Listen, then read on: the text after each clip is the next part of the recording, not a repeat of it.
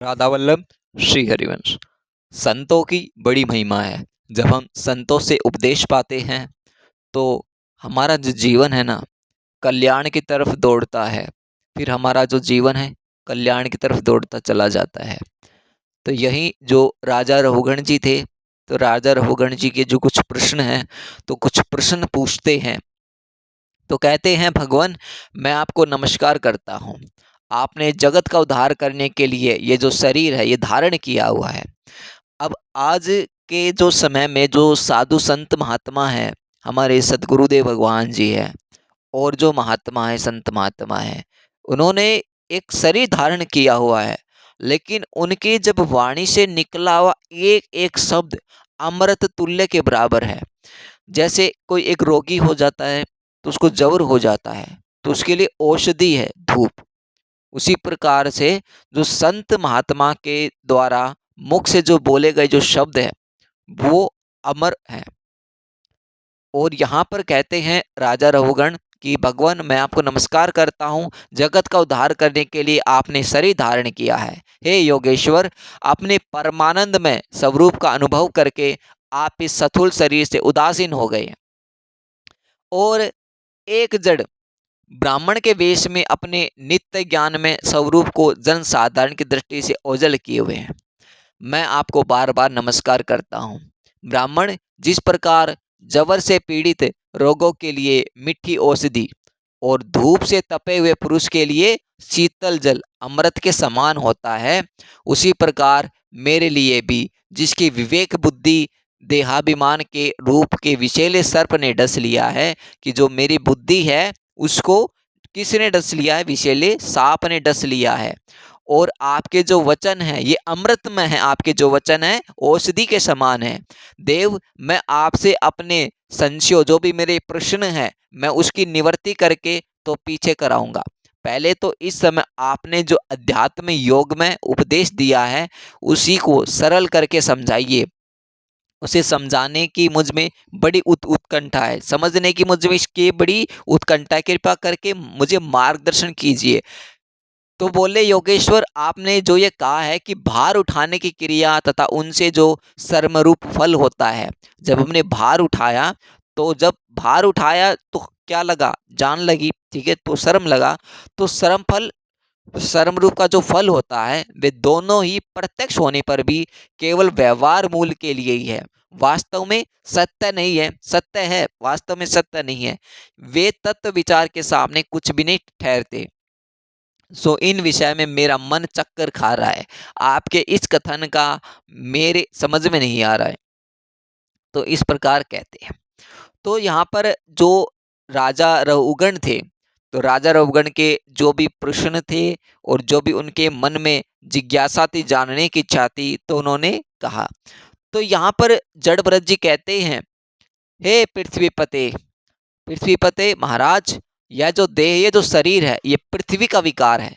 ये शरीर है पृथ्वी का विकार है। पांच तत्वों का ये विकार पांच तत्वों में मिल जाएगा।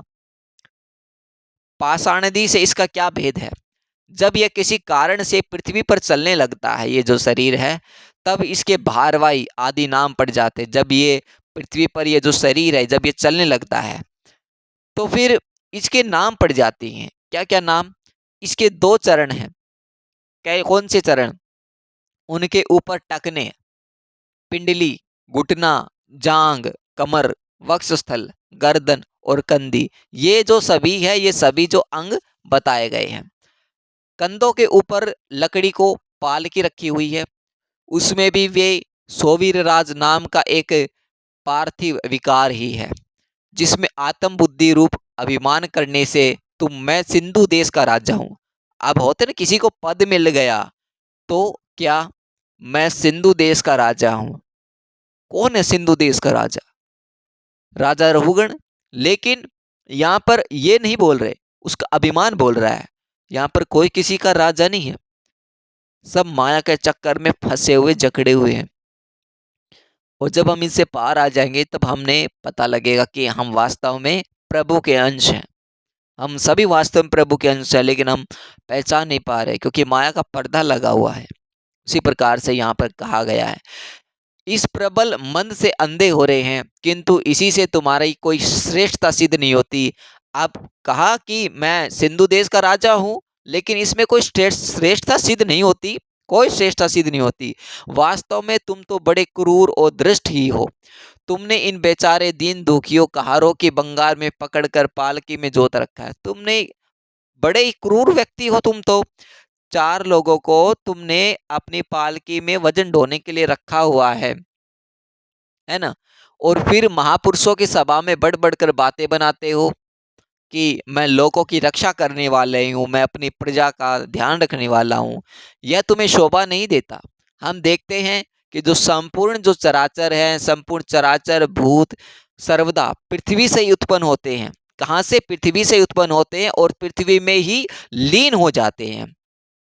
उनके क्रिया भेद का कारण जो जो अलग नाम पड़ गए हैं, बताओ, तो उनके सिवा व्यवहार का और क्या मूल रह गया? तो इस प्रकार जो पृथ्वी शब्द का जो व्यवहार है वो भी मिथ्या ही है। कैसे?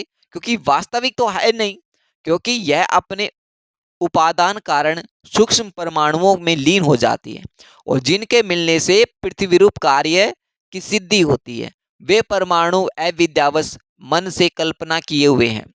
वास्तव में उनकी भी सत्ता नहीं है। क्या उनकी भी सत्ता है? तो उसकी भी सत्ता नहीं है। क्यों? क्योंकि इसी प्रकार और भी जो कुछ पतला, कुछ मोटा, कुछ छोटा, कुछ बड़ा, कार्य, कारण, चेतन, अचेतन, जितने भी ये गुण हैं, ये सब प्रपंच है। क्या है? ये सभी प्रपंच है। और उससे भी जो ये द्रव्य, स्वभाव, आशय, काल, कर्म नामों वाली भगवान की जो माया है, माया का ही कार्य समझो। तो जितना भी ये कार्य है ये सारा माया का कार्य है। ये सब माया का कार्य हमें समझना चाहिए। द्रव्य, सोना, हमारा स्वभाव, काल क्या, कर्म क्या, ये सब माया के कार्य हैं। विशुद्ध परमार्थ स्वरूप जो अद्वितीय है तथा भीतर बाहर के भेद से रहित परिपूर्ण ज्ञान ही सत्य है, वस्तु है। अब हमने अपने परमार्थ को अगर हमने जान लिया, तो ये तो जान लिया कि हमारे जो बाहर और भीतर का जो है, तो जो ये ज्ञान है, ज्ञान ही एक सत्य वस्तु है। अगर हमें सही ज्ञान है तो वो ज्ञान हमें पार ले जा सकता है। अगर हमें उसका ज्ञान नहीं, बिछड़े रहेंगे, पकड़े रहेंगे माया में, ऐसे पकड़े रहेगी माया। वह सर्वानवर्ती और सर्वदा निर्विकार है। उसी का नाम भगवान है और उसी को पंडित जन वासुदेव कहते हैं। उसी को वासुदेव कहते हैं जो सत्य है। सत्य सच्चिदानंद भगवान श्री कृष्ण। और उसी को जो पंडित पंडित जन वासुदेव कहते हैं। हे रघुगण, महापुरुषों के चरणों की धूलि से अपने को नहलाए बिना केवल तप, यज्ञादि वैदिक कर्म, अन्नादि के दान, अतिथि सेवा, दीन सेवा, गृहस्थ चीज जो ग्रह को जो कार्य होते हैं, धर्म अनुष्ठान, वेदों का अध्ययन करना, जल, अग्नि और सूर्य की उपासना, किसी भी साधना से यह परमात्म ज्ञान प्राप्त नहीं हो सकता। किसी से भी नहीं हो सकता। ये जो परमात्मा ज्ञान, ये कहाँ से होगा? ये यहीं से होगा। तो इसका कारण ये बताया कि महापुरुषों के समाज में सदा पवित्र कीर्ति श्री हरि के गुणों की चर्चा होती रहती है। जो महापुरुष होते हैं, जो संत महात्मा होते हैं, अब चर्चा अगर हम उनके संग बैठ जाएं तो वो ये तो बातें करेंगे नहीं कि आज इतना पैसा आया, आज उतना पैसा आया, ये हमें वो बोल रहा है, ये हमें वो बोल रहा है। ठीक है, जिसे हम कहते हैं एक दूसरे की बातें, द्वेष करना एक दूसरे के खिलाफ, व्यवहार में डगमगा जाना।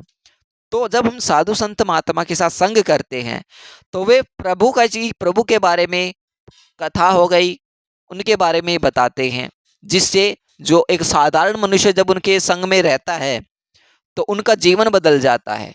एक कथा से ऐसे ऐसे अनगिनत भक्त हैं जो कि श्रीमद् भागवत और अन्य जो 18 पुराणों में भी उन भक्तों का भी जिक्र आया है कि एक छोटी सी कथा से कितने चोरों ने, कितने वैश्याओं ने अपना जीवन बदल दिया और परमार्थ भगवान पे पास सिद्ध हो गए। अब कहते हैं कि महापुरुषों के समाज में सदा पवित्र कीर्ति श्री हरि के गुणों की चर्चा होती रहती है, जिससे विषय वार्ता तो पास ही नहीं फटकने पाती। और जब भगवत कथा का नित्य प्रति सेवन किया जाता है तब वह मोक्षकांक्षी पुरुष की शुद्ध बुद्धि को भगवान वासुदेव में लगा देती है। जब हम प्रभु की कथा सुनते हैं, हमारे कानों में जब भगवान की कथा जाती है, तो पूरे शरीर ऐसे शुद्ध हो जाता है जैसे हमने कोई अमृत जल का पान कर लिया हो, इस प्रकार से। क्योंकि महापुरुषों का संग ही इतना बढ़कर बताया गया है। और कहते हैं, पूर्व जन्म में मैं भरत नाम का राजा था। ऐहिक और पारलौकिक दोनों प्रकार के विषय से विरक्त होकर भगवान की आराधना में लगा रहता था। तो भी एक हिरण, जो हमने बताया था, हिरण मर्ग में आसक्ति हो जाने से मुझे परमार्थ से भ्रष्ट होकर अगले जन्म में मर्ग बनना पड़ा। हुए ना परमार्थ से भ्रष्ट किस वजह से? एक हिरणी का जो बच्चा था उसमें आसक्त हो गए। सोचा कि हिरणी का बच्चा पानी में तैर रहा है, इसको बचा लूं। बचा लिया, अपने आश्रम पे ले आए। आश्रम ले जाने के बाद एक माँ की तरह अपने बच्चे की इस प्रकार सेवा करने लगे, खाना देना, लाड दुलार करना हर प्रकार से। और फिर उसी में उसका ध्यान रहता, और कहीं ध्यान रहता ही नहीं।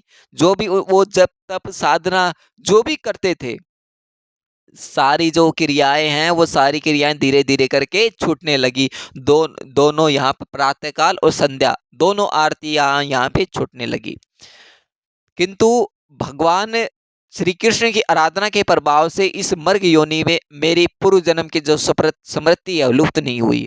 क्योंकि साधना किया था, तो साधना का फल ये बना कि उसकी पूर्व जन्म की जो स्मृति थी वो उसको याद थी।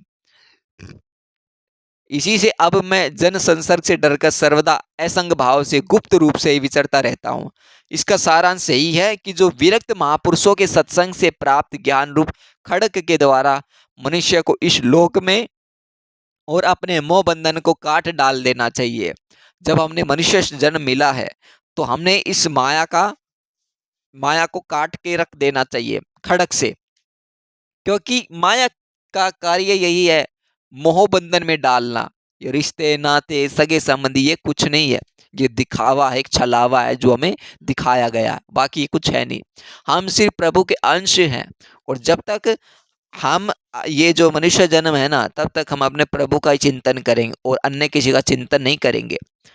देखो, अगर हम, सिंपल सी बात है, अगर हम और किसी का चिंतन करते हैं, वैसी गति हमें मिलती है, वैसा जन्म हमें मिलता है।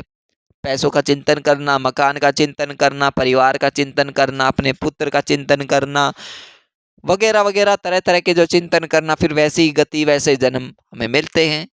और अगर प्रभु का चिंतन चल रहा है, आखिरी समय है, प्रभु का चिंतन चल रहा है, अब हरि का चिंतन चल रहा है, प्रभु का चिंतन चल रहा है, हरिधाम जाना पड़ेगा। हरिधाम सदा सदा के लिए, जन्म मृत्यु का जो चक्कर है वो सदा सदा के लिए समाप्त हो जाएगा। यही भगवान की अंतिम पंक्तियों में भी लिखा हुआ है। हर शास्त्र पुराणों में यही बातें लिखी हुई हैं। सदगुरुदेव भगवान और अन्य जितने भी गुरु हैं हमारे सनातन में, वो सभी की पंक्तियां यही कहती है कि भगवान अंतिम समय में भगवान का चिंतन करना अति आवश्यक है। इसलिए कहते हैं बचपन से ही प्रयास करो। ये नहीं कि एक उम्र है जो बुढ़ापा, वृद्धावस्था में ही आप भाई माला जप करने लग गई, आपका चिंतन ही नहीं बन पाएगा। 10-15 साल लग जाते हैं चिंतन बनने में प्रभु के प्रति, और इतने तो फिर हम सुलट जाते हैं अगर वृद्धावस्था में कर्म करें। श्री हरि की लीलाओं का जो ये कथन और श्रवण से भगवत स्मृति बनी रहने के कारण वह सुगमता से ही संसार मार्ग को पार करके भगवान को प्राप्त कर सकता है। ये बहुत ही अच्छी और मतलब जीवन को उद्धार कर देने वाली ये श्रीमद् भागवत महापुराण की छोटी सी कथा है। हाँ, श्रीमद् भागवत महापुराण में छोटी छोटी जो एक एक अध्याय में भी इतना ज्ञान छुपा हुआ है, बहुत ज्यादा ज्ञान।